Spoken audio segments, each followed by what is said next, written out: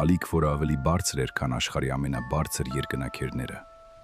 Պատմության մեջ գրանցված ամենահրեշավոր ցունամին Լիտույա ծոցի աղետը։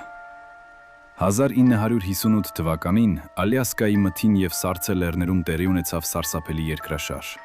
Լեռան մի ամբողջ զանգված պոկվեց և միլիոնավոր տոննա քաշով գահավիժեց դեպի Նեղլիկ ծոցը։ Հարվածն այնքան հուժկու էր, որ ջուրը պայթեց դեպի երկինք, ստեղծելով 524 մետր բարձրությամբ մի ահռելի ջրային պատ։ Դա 5 անգամ ավելի բարձր էր, քան Ազատության արձանը։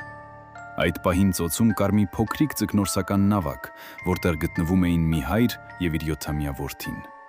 Տեսնելով երկինքը ծածկող սև ջրային հրեշին, նրանք պատրաստվեցին անխուսափելի մահվանը։ Սակայն բնությունը կատարեց անհավանական մի հրաշք։ Հսկայական ալիքը ոչ թե ջախջախեց նավակը, այլ բարձրացրեց այն ծառերի և լեռների վրայով, նետելով օվկիանոսի անվտանգ ջրերի մեջ։